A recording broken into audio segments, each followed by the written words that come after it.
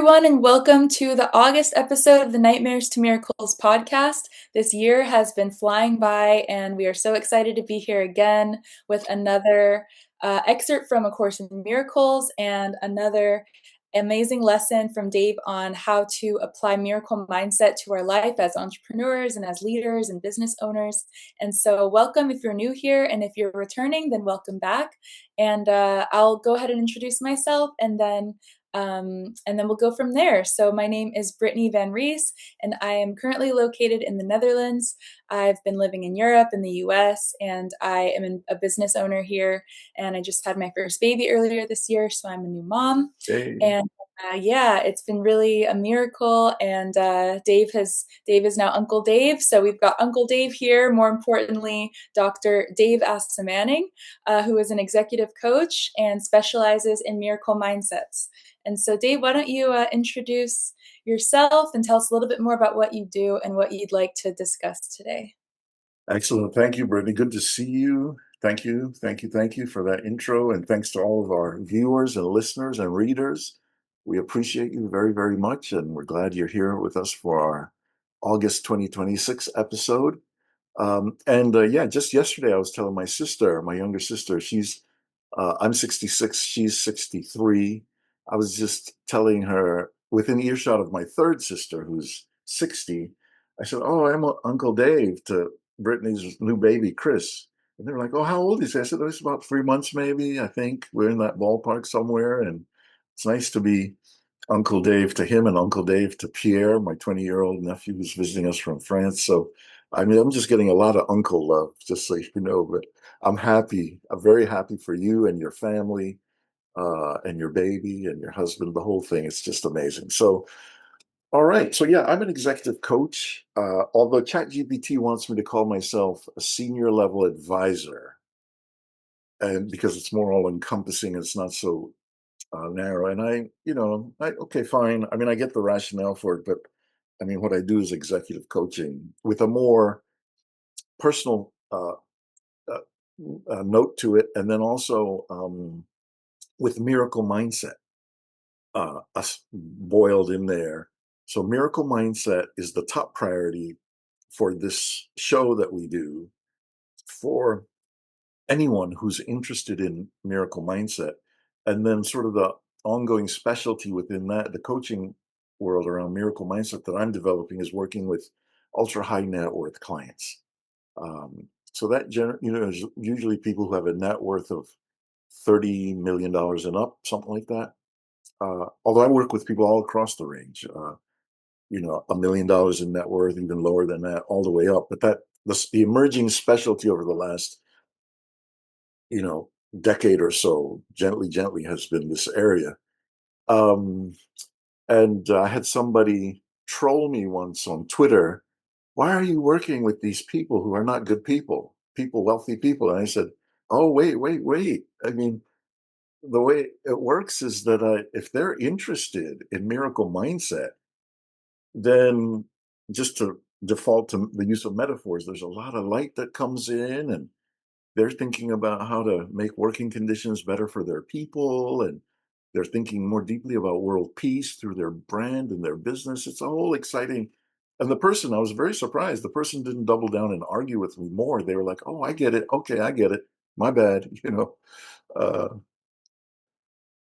so anyway, there's nothing like getting a text message from a client who says, "I'm wrestling with a nightmare. When's the earliest we can talk?" And it could be a business nightmare. Uh, it could be, and those are usually financial or personnel or deal nightmares, or it could be on the personal side. I'm on the brink of a breakup, got a serious health problem. I mean, for me, there's no greater privilege than being called on to set up a time to help a super wealthy client, a super wealthy person to navigate through and get their miracle mindset together for how they get out of this nightmare. So that's in a nutshell what it's about. And this call is really this podcast, this show. It's all about um, being able to give voice to what that work is with you, Brittany, is just a delight. And because it's not already mapped out in many ways. You know, there are a lot of people who do the miracle mindset. There are a lot of people who do ultra high net worth work, but putting those two together um, is not uh, as available, and at least in my experience thus far. So the next part of this is that I usually like to tell some kind of story about how I've come to this or what's been helping me on the way. So not to rehash all the different things there in the different episodes, but in some ways, my dad was my first client. Uh, I was like, yeah, if you want me to be involved in your estate, then you have to make a will. If you don't make a will, I don't want to be involved because it's going to be messy. And for a 10-year process, he was like, oh, why are you sweating me? He didn't use that street lingo, but he would basically say, why are you sweating me? It was like, and I said, no, hey, you do whatever you want. But you said you wanted me involved. So if you want me involved, I need you to have a will and the attorney of record that I'm going to deal with. And he eventually did it, and it was amazing. Um, he Saying if also, there's a will, there's a way. there you go. I like I that. had to. I had to. Yes, that's very cool. I like that. We're the family friendly channel, It reminds me of the comedy station that I like to listen to on Sirius Radio, where they don't use any four-letter words, and it's very basic, but it grows on you after a while, compared to the people who are just so potty mouthed, It's like I like that. Where there's a way, where there's a will, there's a way. He also gave me my first coaching lessons. I was a very poor student in elementary school. Mm. Math, I couldn't do simple addition. I hated my pencils that I had to use.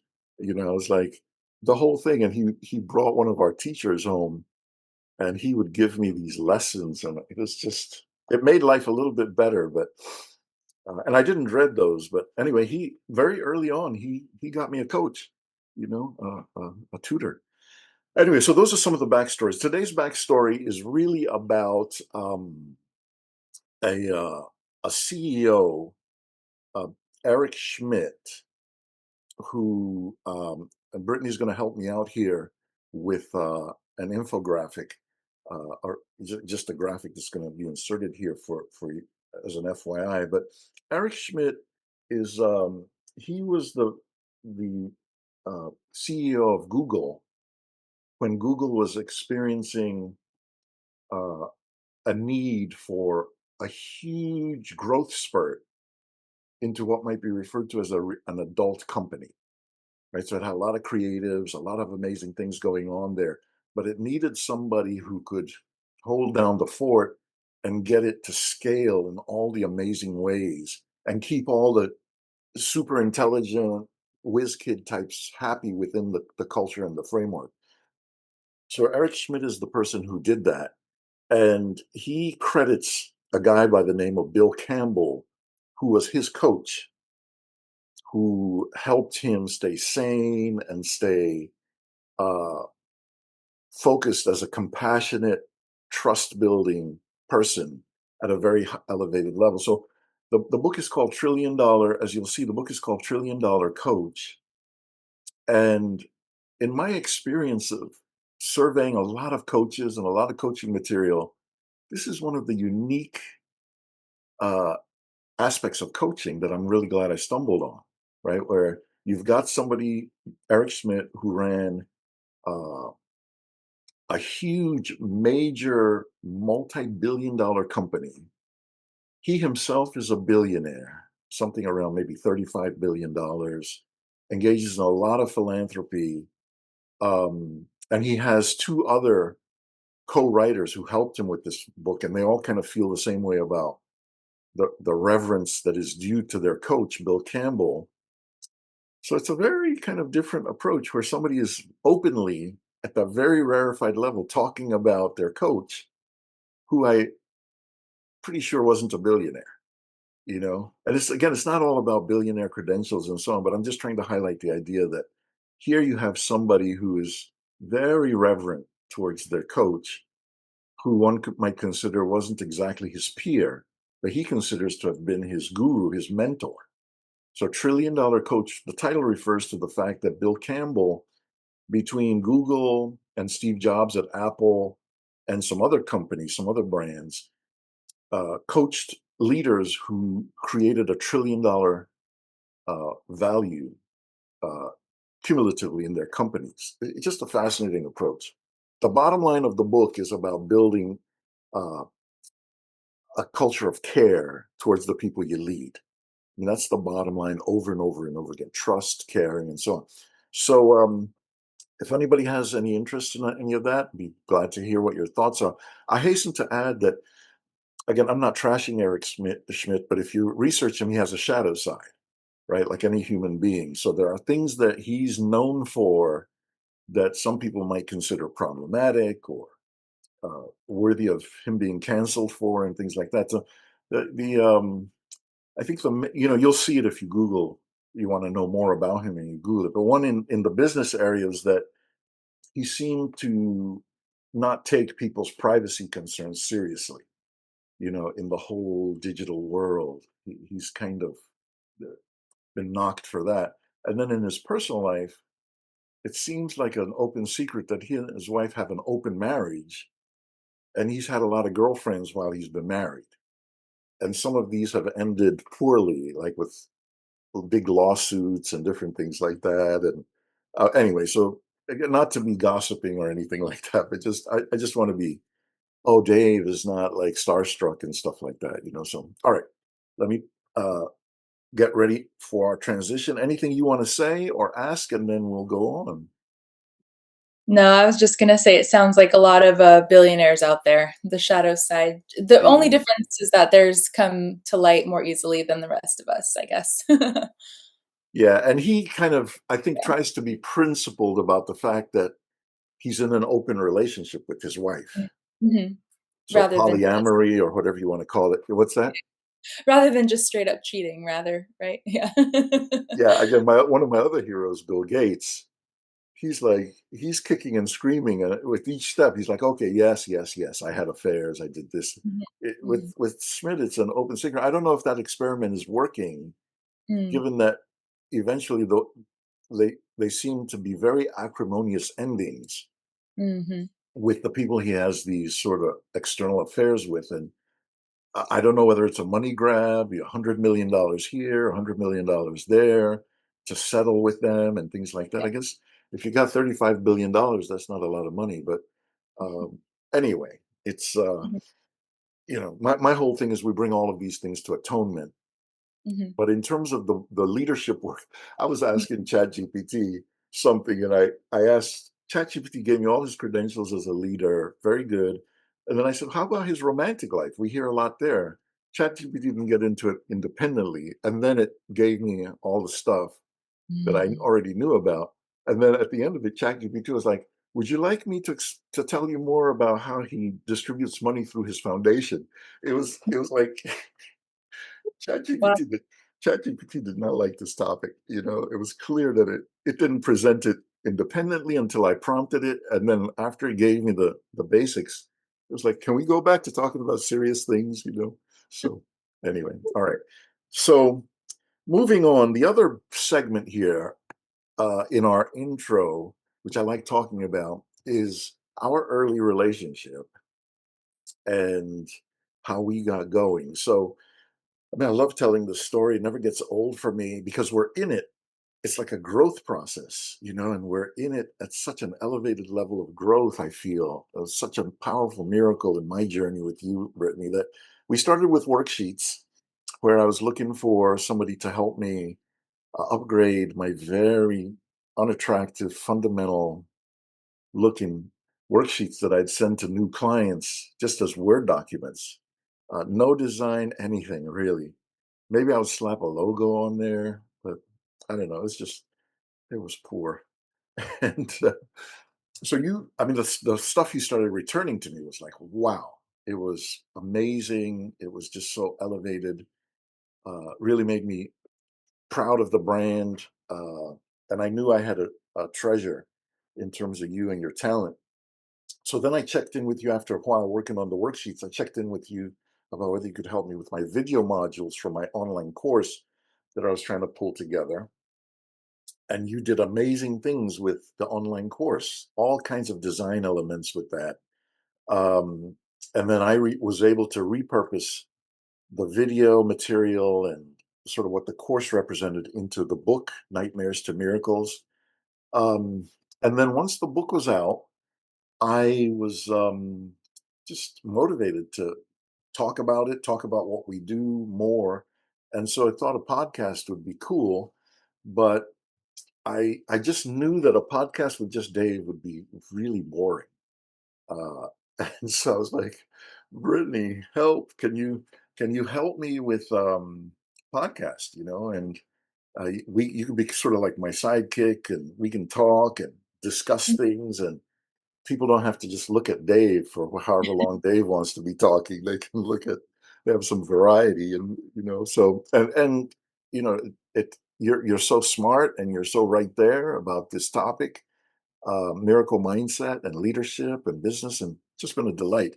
So um, I am just so grateful for this evolution that so many things have come out of it that are of enormous value to my brand. So, um, after we do this show, you edit it with an intro and outro, different things. I mean, um, and then I am able to, oh, and then you post it to YouTube. You do the blog piece of that, which is the written version the way you convert that.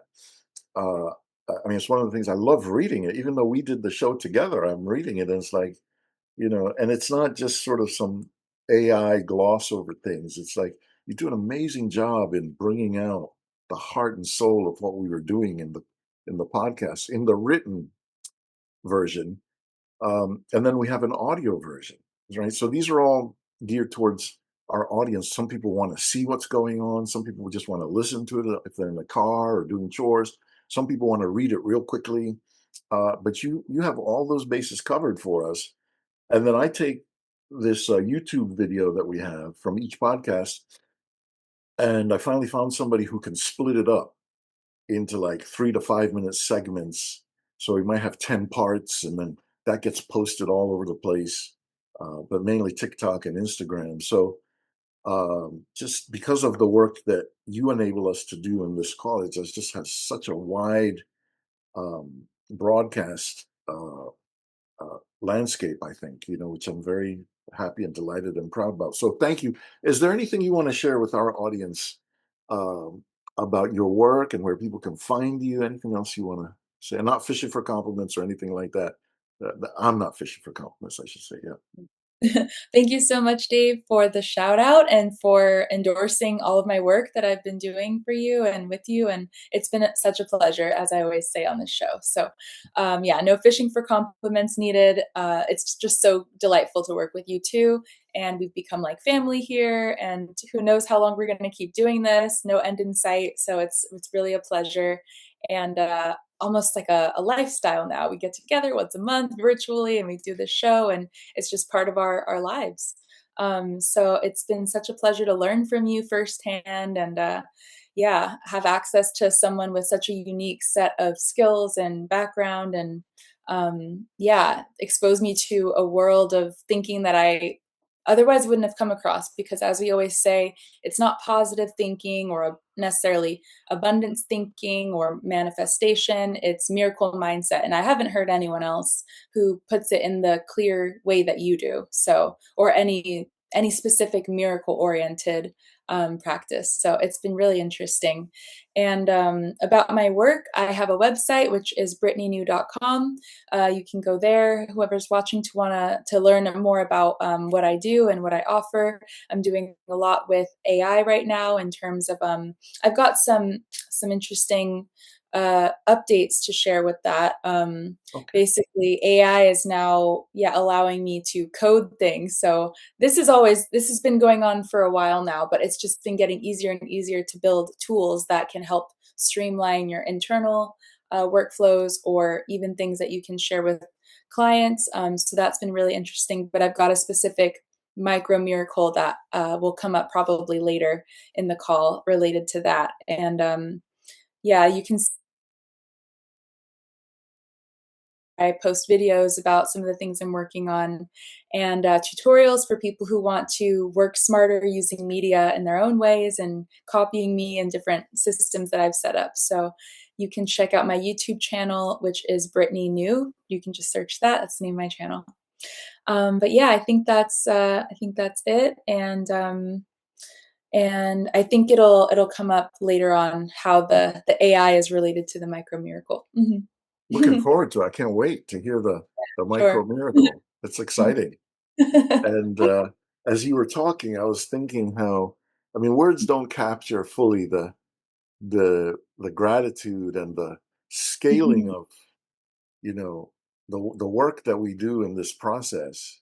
mhm, Just a relatively easy way, your skills, my skills, synergizing those to get uh, content creation going, to get mhm, broadcasting going. It's like, wow, okay, it's I mean, there's a steady rhythm and a schedule to it, month to month. It's getting better and better, but it doesn't really seem like that hard or like work, as the cliche goes. It just seems like it's a passion to talk about these things, and uh, I'm so grateful the Spirit brought us together mhm. to be able to do this at this elevated level. And we're only 6 years in, like you said. It's like, what happens, God willing, at year 20? Okay, what's that going to be like? It's Mhm. so. Um, all right. So thank you so much. And again, if anybody's interested, please contact Brittany and go with it. You will not be disappointed, at least insofar as my experience can attest to. So, all Yeah. right. We are now going to the main dish for today after all the different preliminaries, which is text from A Course in Miracles, which supports our theme for this year, which is about peace, right? Mhm, So we've been doing peace since last November. Um, and for this year, we'll end with uh, peace in October.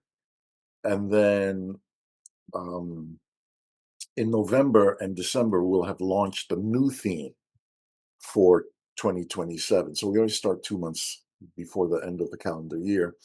So really shows how fast the year has gone. Uh, August, September, October.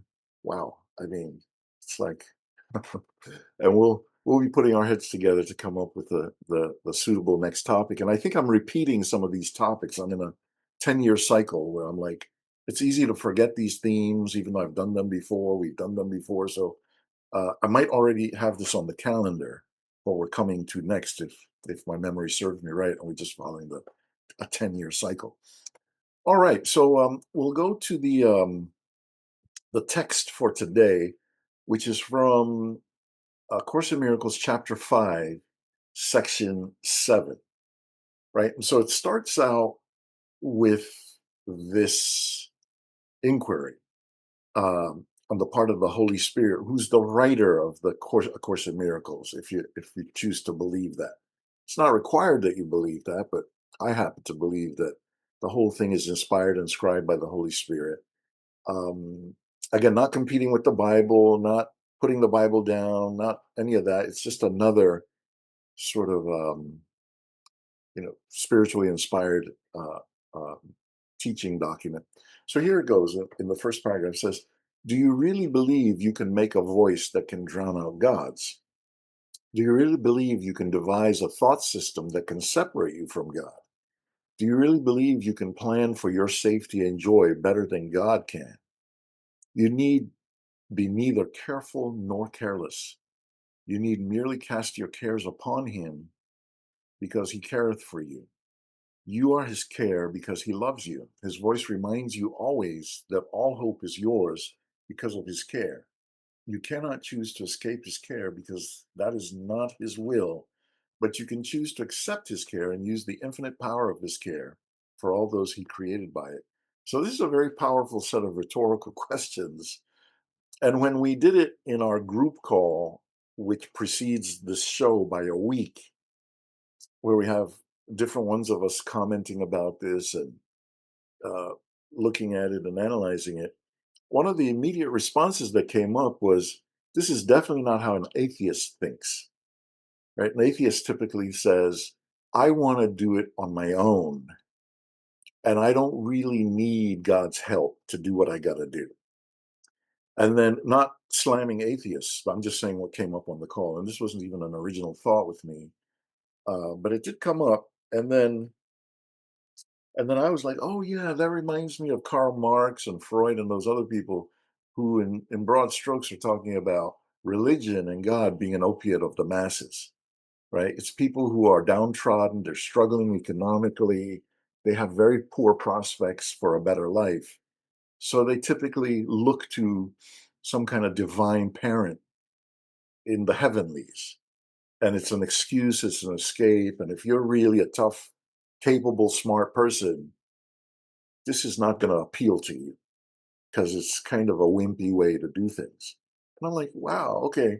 I mean, uh, in my daily devotions, I have a segment where I'm just thanking God for taking care of me. I'm like, God, you're like, thank you for taking care of me.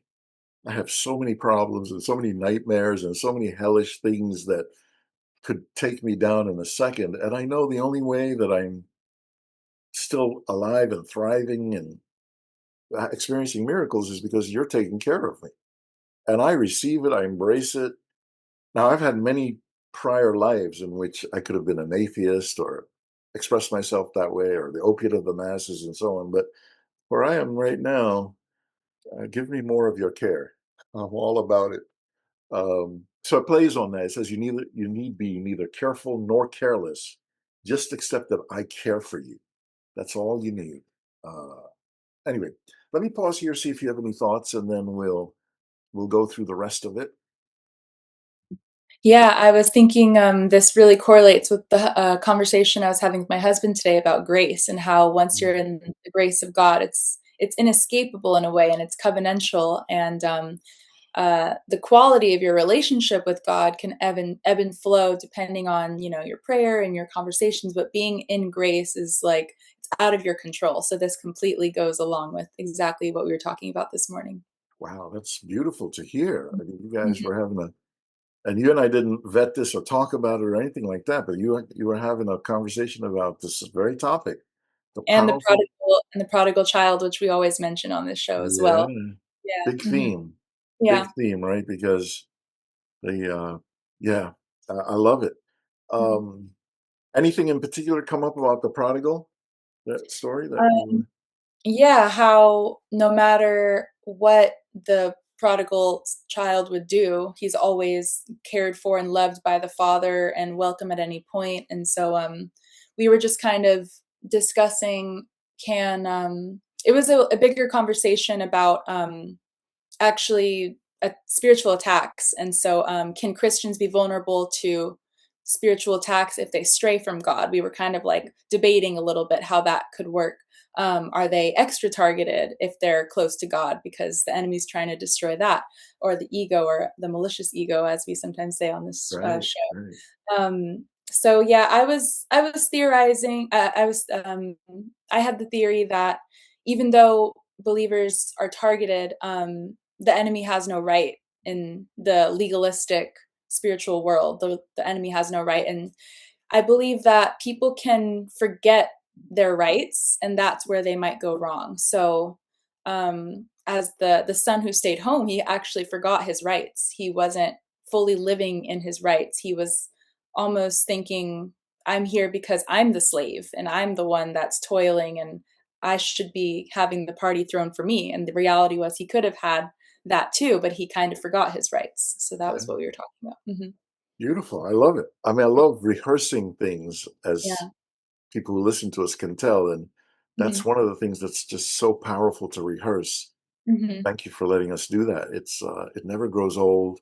It's a quick reminder of Mhm. our rights, our birthright. Yeah. That nothing Mhm. can steal that from us except Exactly. our own sort of not. Forgetfulness. Yeah, Yeah. exactly, Course exactly. talks about forgetfulness a lot, I feel like, as well. Maybe Yes. not in that word, but, yeah, Mhm. remembering to come back and all of that. Mhm.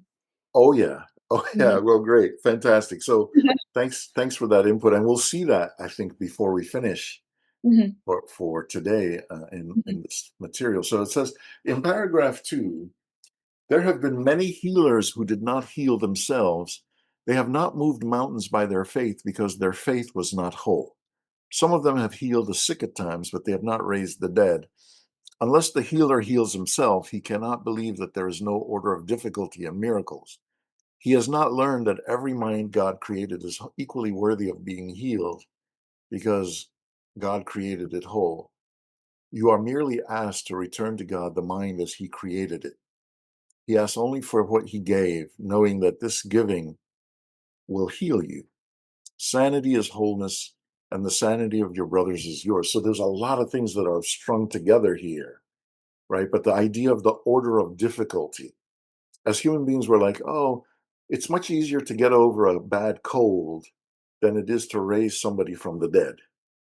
Most people will say, yeah, raising somebody from the dead requires extra skill and ability and mojo and whatnot. This is saying exactly the opposite. It's like there is no difference between healing that seems small and healing that seems big. It seems that way to us, but it's all binary. It's either not healed or it's completely healed. And the completely healed zone can heal anything, including death. So, this is one of the things we're learning as course teachers and as students and as coaches and whatnot. And it's like, okay, so if I'm sick, if I have a health problem that I'm working through and I can't even heal myself quickly, then how good of a healer am I for other people who have stuff, right? And so this comes up, and it used to make me sweat a little bit, maybe, uh, you don't have integrity, or you're not all together, or you haven't arrived yet, or what's wrong with you. And now I don't really care. I'm like, okay, I got a problem. God, I'm turning to you. You're going to help me with this problem. Number one, I need a healing. Number two, I need many healings. And number three, I need you to guide and direct me as to how I help other people heal using your principles and your precepts and not whether I'm good enough or not good. I mean, yeah, okay, that's such a tired set of things to think about. And I used to obsess about that. Now I'm like, here in this realm, it's such a comfort to be like, okay, I don't know what I'm doing. You help me. And I wouldn't know how to do anything unless you were helping me. There's, no point of pride in trying to defend something that is indefensible, really. In paragraph 5, I've jumped down just to another segment here to read this. It says, whenever you are not wholly joyous, or you could say peaceful, or uh, compassionate, or loving, or any of these verities that plug into the true character of God within us, whenever you are not wholly any of these things, it is because you have reacted with a lack of love to one of God's creations. Perceiving this as sin, you become defensive because you expect attack. The decision to react in this way is yours and can therefore be undone. It cannot be undone by repentance in the usual sense because this implies guilt. If you allow yourself to feel guilty, you reinforce the error rather than allow it to be undone for you. So the whole point of all of this is that it's not like, oh, mea culpa, I'm such a bad, wretched person. It's more like, because of your divine protection, I don't really have to suffer the consequences of being in my nightmare. I can wake up from the nightmare. It's not to excuse criminality, it's not to excuse bad behavior. That's not what we're doing. We're just talking about the divine mandate that we not wallow in guilt as a prelude to, as a precursor to being in touch, to use your term, our rights of divine restoration and being right back. It's like you bought a brand new car and you've had it for 20 years and there are no dents in it and it still has the brand new car smell. God is capable of doing that with us if we will accept that. If we want to beat ourselves up and woe is me and I did this crazy, wretched, bad thing, it makes it hard for God to reach us with the brand newness. So there's all of that. And atonement, it'll talk a little bit about atonement. Atonement is the gift that restores us perfectly, right? Back to a state of complete divine light. And so that's why in our media section, our headline section, which we'll get to in a moment, we talk about bringing whatever we see that's disturbing to atonement. Because whatever it is, the divine can strip out the nightmarish elements and retain what's loving and what we're entitled to that will only help us in whatever it is by divine birthright. All right, so last little piece of this before we close out with the teachings for today would be the exercise part of it, right? So it says here, um, I'll just read this a little bit because I think it could be helpful, and then hand it over to you, Brittany, for anything you want to say. We'll do the headlines and then we'll close out with calls to action and things like that. So it says, decision cannot be difficult. This is obvious if you realize that you must already have decided not to be wholly joyous or peaceful or happy if that is how you feel. Therefore, the first step in the undoing is to recognize that you actively decided wrongly, but can as actively decide otherwise. Be very firm with yourself in this and keep yourself fully aware that the undoing process, which does not come from you, is nevertheless within you because God placed it there. So I made a reference when you were talking about how we forget, right? That, oh, it's even in this lesson, this material we're reading today, where it says in paragraph 6, sentence 4, be very firm with yourself in this and keep yourself fully aware, which means to remember that if you're unhappy, we made a decision at some point to be unhappy, and that we can just as easily make a different decision, right? So the rest of these steps, the reason it's in the practice is the rest of these steps help us with that. It says, your part is merely to return your thinking to the point at which the error was made and give it over to the atonement and peace. There's our key word for the year. The formula is to say, oh, I made a decision to be unhappy. I need to stop, go back there, and let it be corrected for me by God using the atonement. And to do all of that in a peaceful, rather than overwrought, dramatic kind of woe is me way. So say this to yourself as sincerely as you can, remembering that the Holy Spirit will respond fully to your slightest invitation. Here are the steps. I must have decided wrongly because I am not at peace. I made the decision myself, but I can also decide otherwise. I want to decide otherwise because I want to be at peace. I do not feel guilty because the Holy Spirit will undo all the consequences of my wrong decision if I will let the Holy Spirit. I choose to let the Holy Spirit by allowing the Holy Spirit to decide for God, for me. It seems pretty self-explanatory, uh, but let me pause here, see if you have any thoughts, anything you wanted to say, um, and then we'll do headlines, call to action, and we'll be finished for today. Okay, yes. I really learned this actually from my therapist that I was seeing for several years, and she was an atheist, but she just every time I came to her with something I felt guilty about, she would just quickly reframe and think, she just really got me in the practice of realizing that the guilt and the shame had absolutely no help moving forward. It had no place in correcting the narrative. And anyway, the narrative was just within me. There were little to no consequences of the types of things I was feeling guilty about.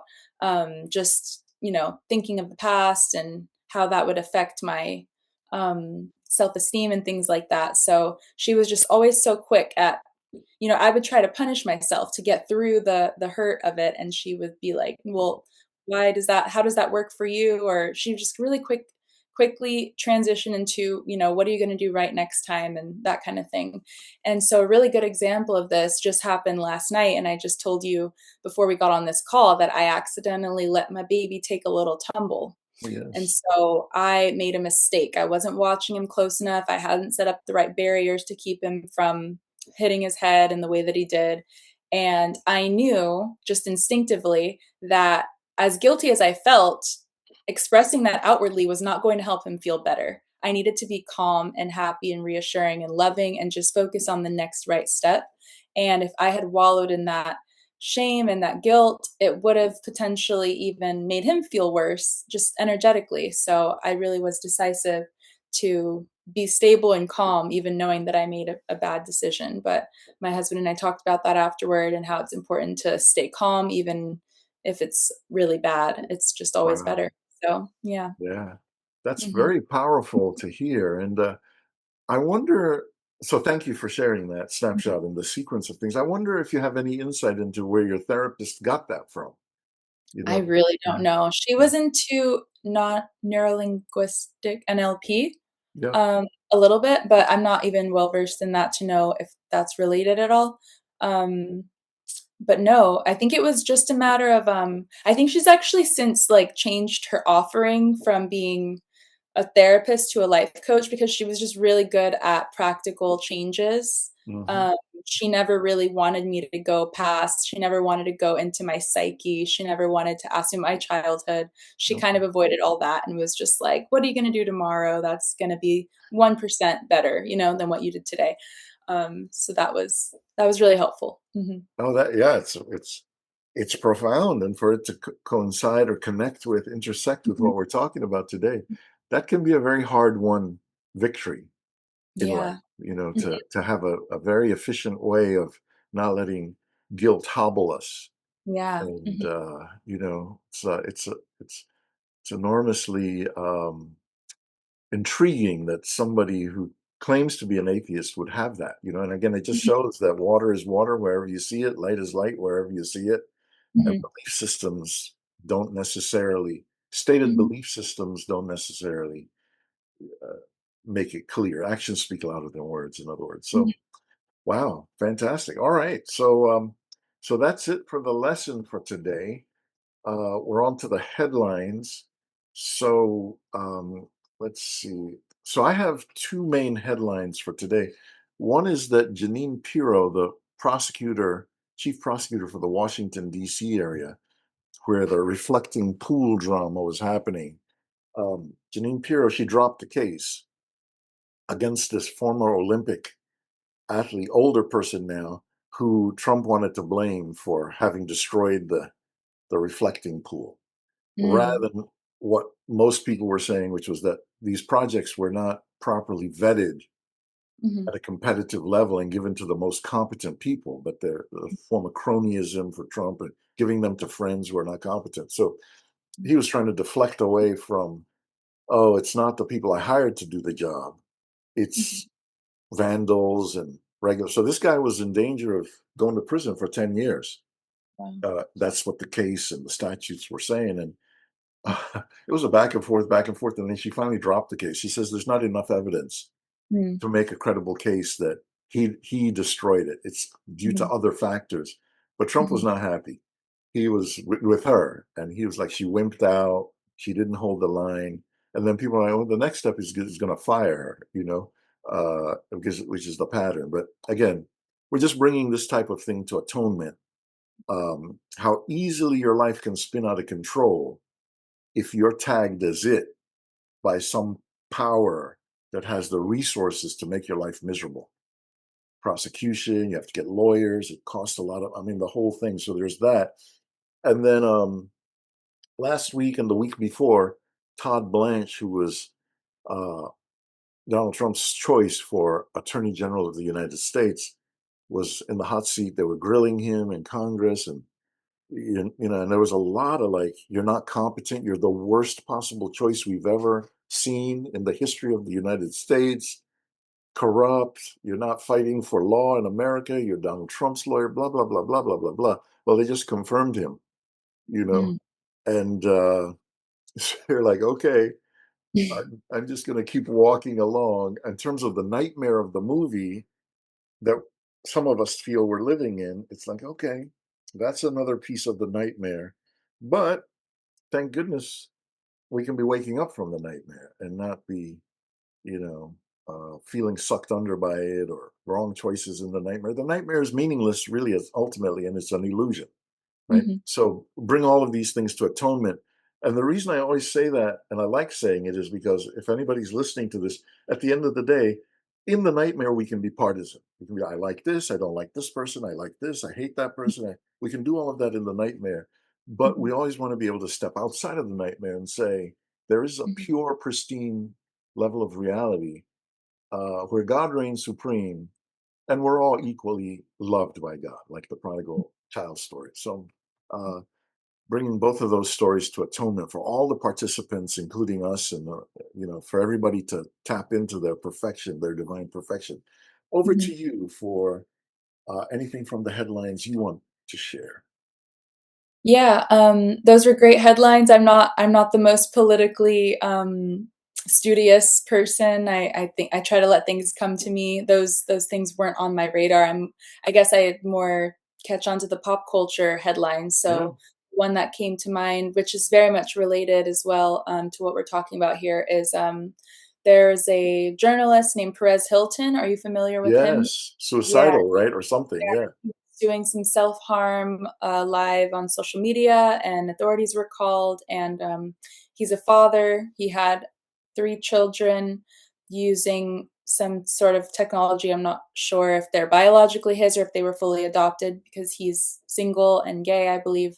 um, and it's just really unfortunate. And then the backstory to this is that he was really making a career out of this really slanderous TMZ style journalism, and really destroying a lot of celebrities' reputation and mental health. And he probably suffers a lot of guilt from doing that. He's expressed that. And so that can manifest into physical harm, mental harm, karma, if you want to call it that, or perceived karma, if he believes in that. Right. So we should send that to atonement and pray that he forgives himself, because he is forgiven by the divine, and he does not have to suffer for his sins, and especially in that way.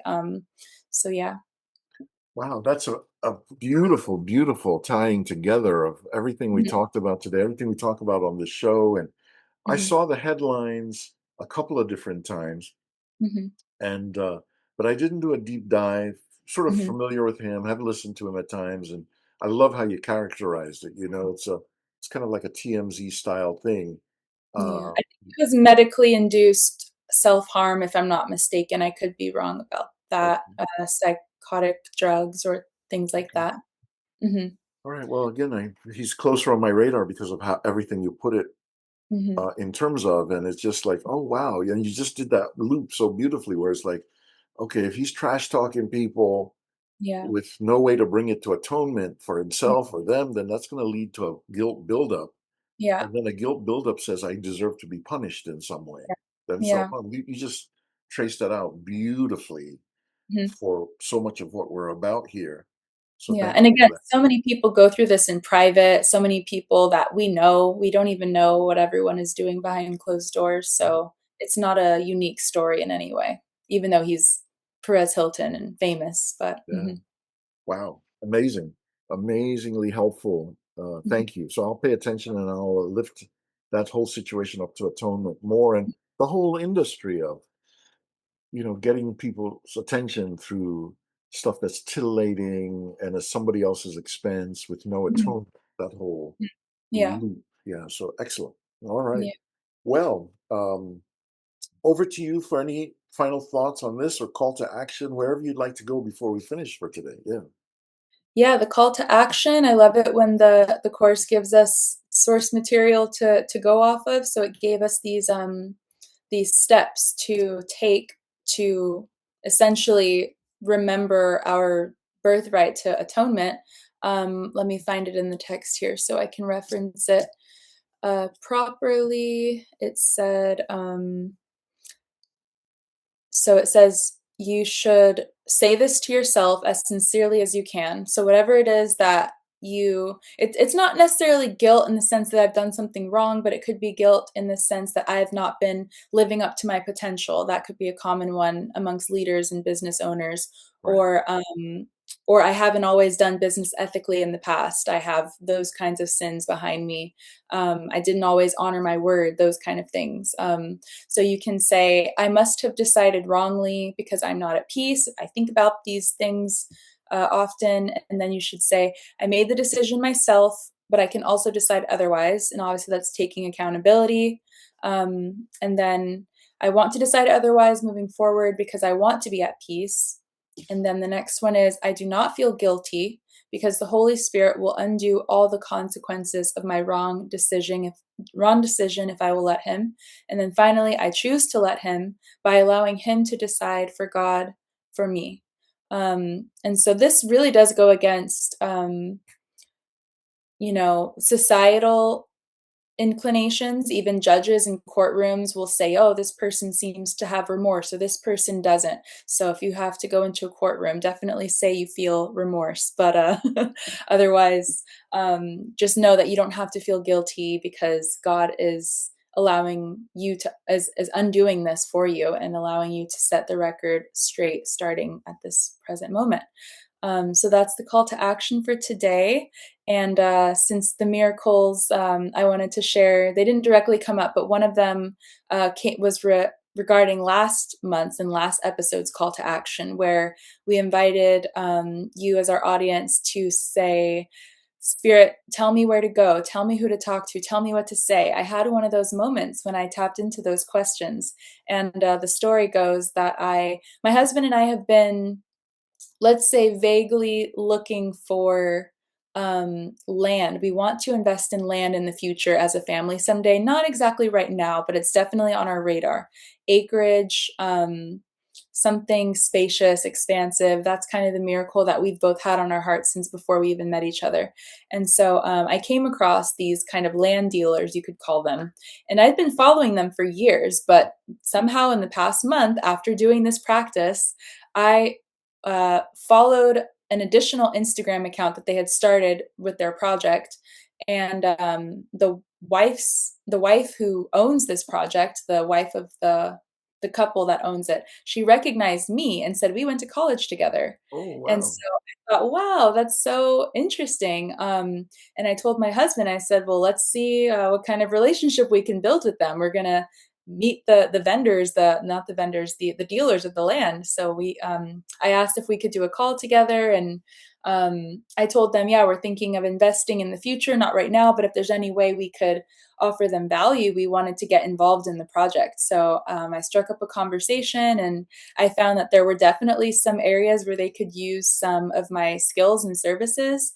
And I wasn't really trying to sell them anything, just trying to kind of build that rapport and build that relationship. And sure enough, with the problems and the bottlenecks that they were experiencing with their land selling business, I had some perfect solutions for regarding with AI. So one of the problems that they were having was people weren't doing their research before getting on sales calls. So I was able to create a tool that basically takes all of their content and every Oh, fact that they've ever put out and put it into an AI chatbot that basically simulates asking him questions before they even get on a call. So I thought that was just a really awesome opportunity for me to come up with that solution using AI. That's where the AI comes in, and okay. also exercising that relationship due to her recognizing me. I didn't even recognize her at first, because when I don't know how I met someone, I really struggle to even know that I know them. But as Yeah. soon as she said college, then I thought, oh yeah, now I know exactly where we met, when we met. It was very brief. It was very just a moment of meeting, but I could place her there, and then they were Oh, happy to talk to us too. So it was a great miracle. beautiful. Congratulations on all Thank the moves and the synchronicity of somebody that you went to school with, and then they're in the same sort of current milieu, and then you're able to use your skills to like you. create the chat bot, you know. Yeah. The whole thing is just really amazing, you know. Thank Yeah, I Yeah. think it'll be great to see how the miracle continues to unfold. So there's not a full-fledged testimony here, but we can build in real time on this channel. And now the seed has been planted with them, and I look forward to seeing how it goes. Totally. It's the breadcrumb trail. It's like one Yeah. thing leads to the next, leads to the next, and Mhm. it's amazing. We talk about this a lot, how to listen to the divine GPS. And you Yeah. were saying that, you were implementing that from last month. What should I do? Where should I go? What should I say? And who should I say it to? Mhm. Asking the GPS for that kind of direction, and it can be Yeah. moment to moment. It's like it's not just one, this is the only way to do it. It can every day it can be organically changing to Yeah. optimize things. So thank you for sharing that. That's huge as a connector to where we were last month, Mhm. but also a reminder this month Mhm. about that GPS component, which is so powerful. Yeah. Yeah, good. Excellent. Well, anything else? Yeah, a final mini miracle. I had a little goal that I wanted to try to get back to my pre-baby weight at a certain point in my postpartum journey. And after having the baby and feeling ready to start exercising, I was very disappointed to learn that I just didn't have the energy. I just didn't have it in me. And I'm just so grateful to God because I still was able to hit that goal without Oh, exercising. wow. So I'm basically back to where I started before having the baby with basically no exercise, just time. And I'm really grateful for that because that's not how every woman experiences postpartum. So I'm very grateful for that miracle as well. It was like That's grace. It's a great miracle, right? It's like, yeah, Yeah, mind over matter, spirit over yeah, mind, spirit over mhm, mind and matter. You know, yeah, I love it for you. I just love that. And it's what a testimony to the fact that, there's a lesson that says miracles are seen in light, mhm, and light and strength are one, mm, which is mhm, all this about the 5D level mhm, and making decisions at that divine level, and then they manifest in the movie or the yeah, dream as a better dream, yeah, rather than going into the 3D level and trying to cook it up. And you know exactly. quick little joke, people are like, Dave, you're such a goof, which is part of what I like to do these things for. So several years ago we were at a holiday party at the uh, in our neighborhood, a lot of people, and people were chatting. It was New Year's Eve, I think, and somebody was like, "So, what's your big resolution for this coming year, whatever it was, 2019?" Or, and I said, "My big resolution is to really not do any exercise for the coming year." And it was kind of the same thing that you were talking about, a little less elevated and a little less edifying. But I was like, yeah, look, I don't want to make some big goal to be pushing on something where I already know I don't have the interest or the energy. I just want the result, you know? So Yeah. my big resolution is no more exercise for the whole coming year. The result has just got to come. But the way I said it was kind of very very sneaky and sly, and I was just laughing to myself about that when you were talking. So Oh, that's great. Yeah, yeah, stop trying to pretend I'm gonna do something that I don't even need to do to stay in good health, basically, right? Yeah. yeah, and Mhm. again, it's not entirely foolish for me to think that way or for anybody else to think that way because God is that got us. That's the whole Yeah, point. It's like, yeah. look, there's a level of perfection we already live on. There's nothing we have to perform. We just have Mhm. to connect with it. And if we really believe that, then that leads to miracles galore Yeah. beyond just effort, you know? So yeah, Yeah. thanks for laughing with me about this No, burst of I silliness. really Yeah, yeah, we don't all need to be marathon runners now. That's not a prerequisite for success in any by any right, means. right. Yeah. Well, excellent. Okay, so I think that's a wrap Mhm. for us. We've done everything we set out to do for the call. And Yeah. so thank you, Brittany. Thank you, our audience. Love you Mhm. guys. If you have any questions, comments, can text us individually, email us, add comments to the engagement process Yeah. of the videos. So over to you to close us out, Brittany. Thank you so much. Good to see you and looking forward to seeing you next month. Yeah, great to see you too. Thanks for watching, everyone. Feel free to leave a comment if you have a miracle you'd like to add to our collective miracle resume. Maybe we should start something like that. That would be fun. Totally.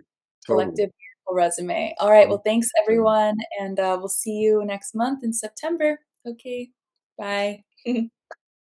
Bye, everyone. Thank you. Thank you.